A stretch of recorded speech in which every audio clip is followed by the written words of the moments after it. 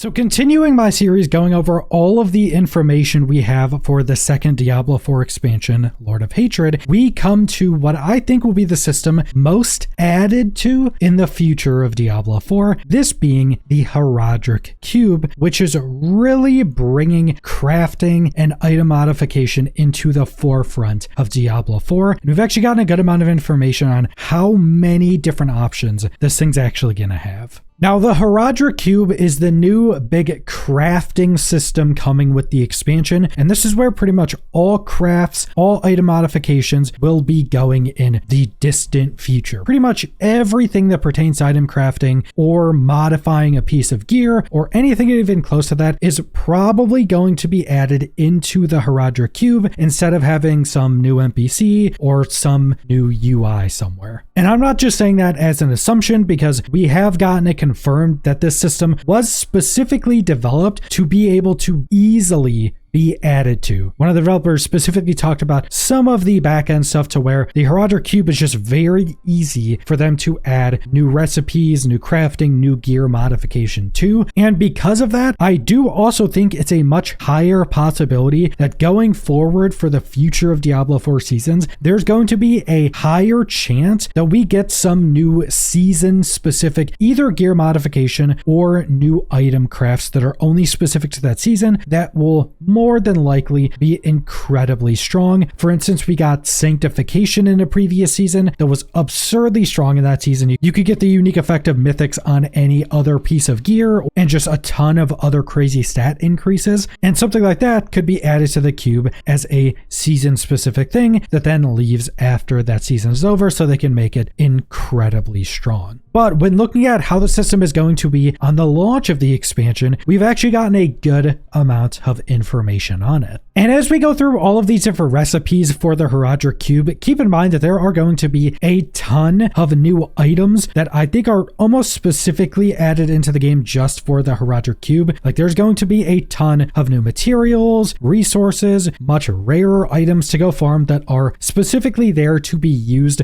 for something in the Horadric Cube. So we're not just going to be using resources we have right now. There's going to be a ton of new ones that there will most likely be specific farms you want to go to most efficiently get those as well. So it's not only just adding these specific recipes, but there's also a ton of additional things being added to facilitate these recipes. And we haven't gotten to see everything that's going to be in the Horadric Cube yet, but what we have gotten to see is two different categories of recipes. First is item transmutation, and these are generally more like gear crafting, not really taking like a resource and crafting something, but more like taking resources or items in the game, putting them into the cube and crafting something out of them. Then the other category we got to see was gear modification, which we only got to see 3 options of, but there was a scroll bar seeming to indicate that there's going to be a lot more we didn't get to see. And gear modification is much more of what you would expect of what's considered crafting in a lot of ARPGs. So like changing affixes, adding affixes, upgrading gear, or doing other modification to gear pieces you already have. A pretty good example is that one of these options is going to be essentially Sanctification from one of our previous seasons. So these two different sections are actually quite different from each other.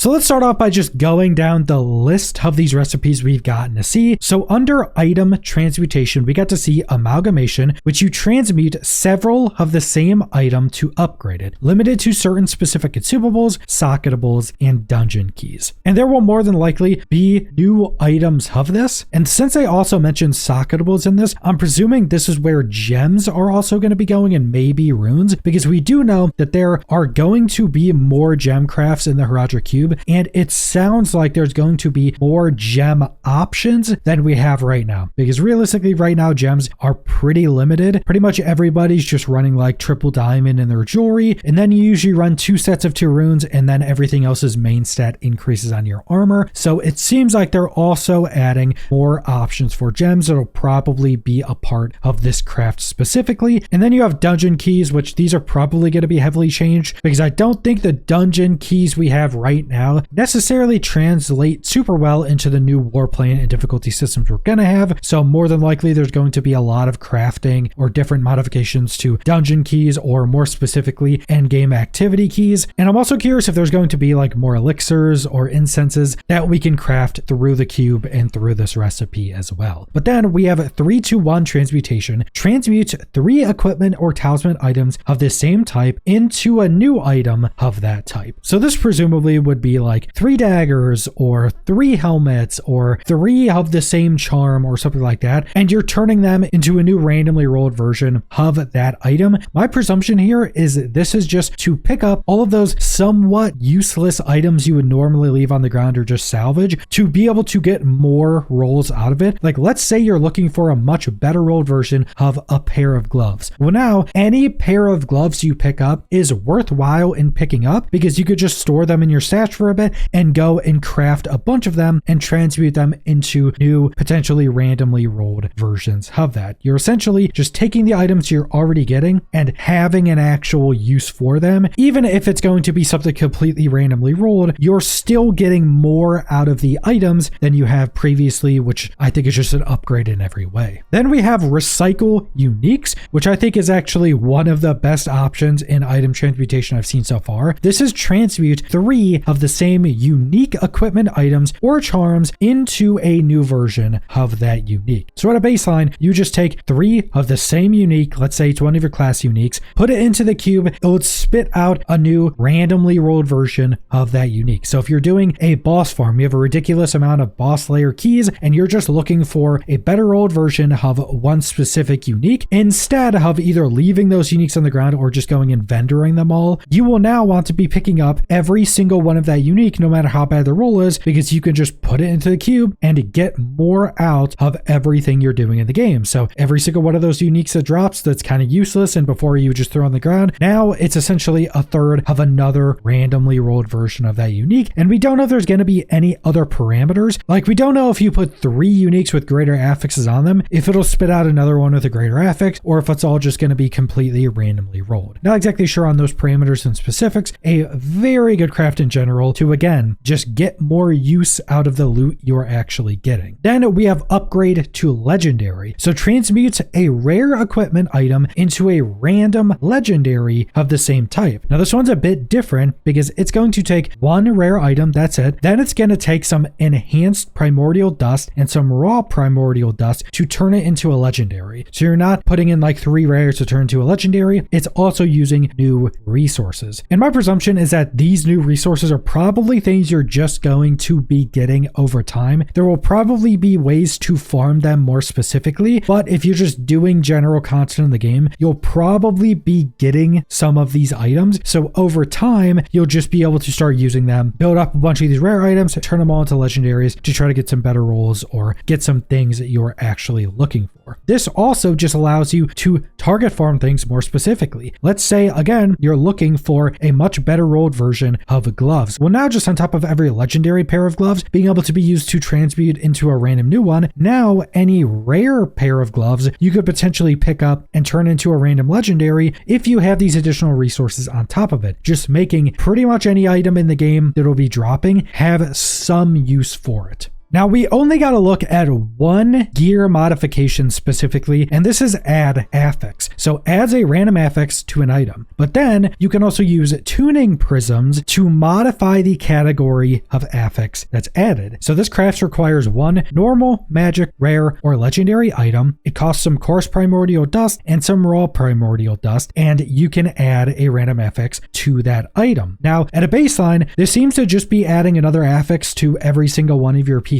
of gear, because I don't think anywhere that it's showing these items will be capped on their affixes. So if you get a legendary with 4 affixes, you should just be able to add a 5th through this. And keep in mind that this is only up to legendary items, so you won't be able to add an affix to like a unique. And then again, some additional resources, but the tuning prisms part is also really interesting because you get to choose the category of affix. Now, I'm not sure if this is going to be limited to the categories that can currently roll on that item. Like, let's say a helmet, you get a defensive on a helmet, or you can get like an increase to certain skills on a helmet. Like if you're playing a druid, you could get a plus skill rank to poison creep Reaper, which is just one of the druid skills. Those would be in 2 different categories, and we don't know if you would only be able to choose the categories that could currently roll on an item, or if maybe you could add rolls that normally couldn't be on that piece of gear. Like on chest pieces, you can't get offensive affixes on them. If you use tuning prisms on add affix, would you be able to add an offensive aspect to it? So there is the possibility of that. I'm leaning more towards this going to be limited to what that item could normally roll on it, but there's a possibility you could just add any category to any item through this add affix. Either way, it's going to be a pretty big addition to gear modification, and will definitely have some pretty big impacts on how you're gearing out your character and build. Now, even though we didn't get to see the other gear modifications item cards, we did get to see 2 other recipes in gear modification. We got to see transfigure item and chaotic reroll. Now, transfigure item is sanctification. We've gotten that confirmed that it is the permanent version of sanctification, so it's not going to be exact. Seasonal version of sanctification was massively buffed from what it was originally going to be, because they were originally developing sanctification to be a permanent addition to the game, but they massively buffed it up for that season. Is that this version is just going to be a much less juiced version. We do know that it is still the final craft you do, so it's still going to work like sanctification, where you get a resource that they also said is going to be much more rare than it was that season. So you're not just going to have like infinite sanctification rolls, but it's still going to be the final roll of the piece of gear. So once you transfigure an item, you can't do anything else to it. So it's still going to have that final step and that kind of RNG aspect. Now, there is also chaotic reroll, and a chaotic is in purple, which would indicate what the rarity of this is, but I'm not exactly sure what this is going to be. Chaotic reroll could just be that you're fully rerolling an item's affixes, completely randomly doing it, or because it's purple, maybe this could be a craft for chaos uniques or chaos items, because that's another mechanic that was sorely wanted from that season. Chaos uniques were incredibly strong and incredibly build defining, so this may be a more permanent version of a system like that, or again, it could just be completely random rolling the affixes on an item. So we don't exactly know how that's going to work, but these are only a couple of the gear modification recipes, because as you can see on the scroll bar, it seems there's going to be a lot of additional ones. So it seems that there is going to be a lot more options for modifying our gear once we've gotten it. Now, in some developer interviews, we have gotten more information on the Horadric Cube, so just to quickly run through these, we know you will be able to take a blue item and build it into an endgame item through the Horadric Cube. And this will most likely be taking a bunch of different recipes to do it, to do different things on it, add affixes, add other effects to it, increase the rarity, and all these different crafts, and you will be able to take a blue item, make it into an endgame item, and they are still debating if you can do this with white items, because if you go to a lot of other ARPGs or some more specific ones such as Path of Exile, you can take white items. You can take this base item and do a bunch of different crafts to it and turn it into a super juiced end game item if you have the resources to do that. They don't know if they're going to do it with white items, but you could do it with blue. Then we know there's going to be more gem crafting in the cube. It was also specifically mentioned as advanced gem crafting, so it sounds like there's going to be new gems. It also sounds like there's going to be new types of gem crafting in the Horadric Cube. That's really all the information we got on it. I do hope there is much more interesting gems than we currently have, and hopefully this advanced gem crafting will be part of that. We know that the only crafting or augmenting of charms are going to be in the Horadric Cube. Like for instance, we know one of the crafts in the Horadric Cube under Transmutation will be taking any unique item in the game, you put it in the cube, presumably it'll take additional resources, and you turn it into a unique charm for the talisman system. So you're essentially just taking this unique item, turning it into a charm that you can then put into your talisman to get the effect. My presumption is that they will primarily just have the unique effects and probably won't have all the affixes, but in any way you can craft or augment a charm or a seal from your talismans, it will be done in the cube. And to add on top of this, how they were talking about it, it sounds like the existing item crafting or item modification systems we had, like masterworking, it sounds like those will still be in the game and not in the Horadric Cube, but that hasn't been confirmed yet. And then like mentioned, they are planning on expanding it over time. They mentioned that it was specifically built with easily expanding it in mind. Seasonal stuff will probably be in it. We will probably be getting new crafts, new transmutations, new gear modification as the game continues to get updated. And then we also know there's going to be a modify affix on an item different from adding an affix. So it sounds like on top of just adding that affix, we will be able to look at a specific affix on an item and modify it in some way. We don't know exactly what this means because we already have a way to roll an affix into a different one, and this one may be something different. Like maybe with this one, you can add resources and keep re-rolling until you get like a greater affix or something even crazier.